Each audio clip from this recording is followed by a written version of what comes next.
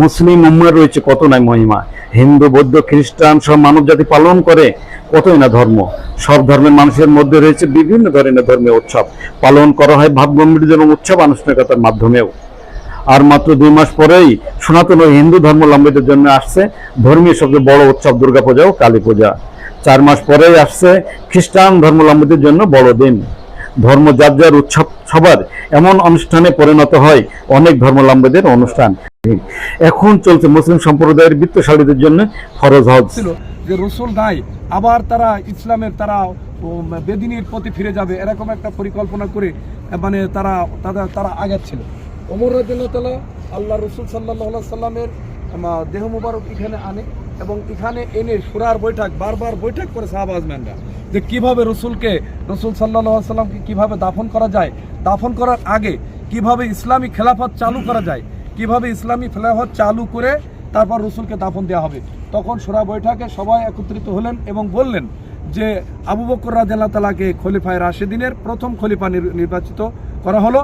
তখনই আবু বকর রাদিয়াল্লাহু তাআলাকে ইসলামী খেলাফত এখান থেকে দেওয়া হয়। তারপরে রসুল সাল্লাল্লাহু আলাইহি সাল্লামকে দাফন করা হয়। এই জায়গাটা অনেক খেজুর গাছ ছিল এবং জায়গা ছিল, এখানে একটা কূপও ছিল। এখানকার কূপের পানি মা ফাতেমা রাদিয়াল্লাহু তাআলা সর্বক্ষণ এখান থেকে পানি নিয়ে উনি খাইতেন। গুরুত্বপূর্ণ একটা কুয়াও ছিল, সেটা বন্ধ করে রাখছে। এই জায়গাটা রসুল সাল্লাল্লাহু আলাইহি সাল্লাম ওয়াফাতের পরে 3 দিন যে জায়গাটা অবস্থান করছিলেন এবং পরে এখান থেকে গোসল দিয়ে দাফন করা হয়েছে। আপনারা ছবি তুলে নেন এবং গুরুত্বপূর্ণ জায়গা হচ্ছে। মুসলিম ধর্মাবলম্বীদের জন্য হজ পালনে রয়েছে বেশ কিছু নির্দেশনা নিয়মাবলী। আখিরাত, ঈমান, আমল এবং আল্লাহ রসুলের সন্তুষ্টি ও সান্নিধ্যে বিশ্বের বিভিন্ন দেশ থেকে হজ মৌসুমে মক্কা মদিনাতে আসেন মুসল্লিরা। রাসূলুল্লাহ সাল্লাল্লাহু আলাইহি সাল্লামের রওজা মুবারককে ঘিরে তৈরি হয় আবেগঘন পরিবেশ। কালের বিবর্তে তৈরি হয়েছে কতই না দৃষ্টিনন্দন স্থাপনা।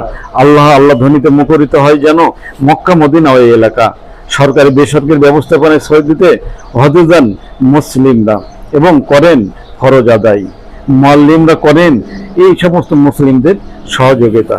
শিক্ষা, দীক্ষা, ঈমান, আমল সম্পর্কে মুআল্লিমরা সহযোগিতা করেন তাদের।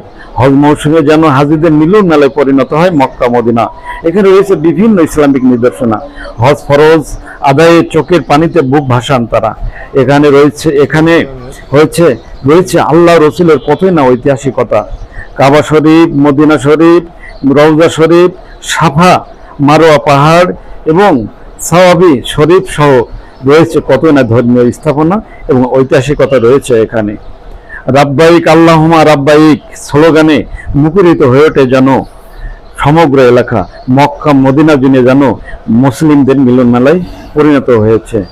মক্কা মদিনা শরীফে রয়েছে কতই না ধর্মীয় স্থাপনা এবং ঐতিহাসিকতা। এই ঐতিহাসিকতা দেখতে, জানতে, শুনতে এবং রাসূলুল্লাহ সাল্লাল্লাহু আলাইহি সাল্লাম এবং আল্লাহর সন্তুষ্টি লাভের আশায় মুসল্লিরা পাড়ি জমান মক্কা মদিনায়। রাব্বাইক আল্লাহুম্মা রাব্বাইক স্লোগানে মুখরিত হয়ে ওঠে মক্কা মদিনা এলাকা। কতই না রয়েছে সুদৃশ্য মুহূর্ত ও স্থাপনা, আল্লাহর মহিমায় উদ্ভাসিত যেন সমগ্র এলাকা।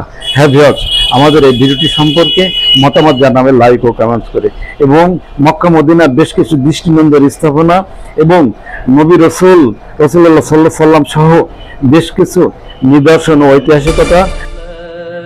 ইলাহা ইল্লাল্লাহ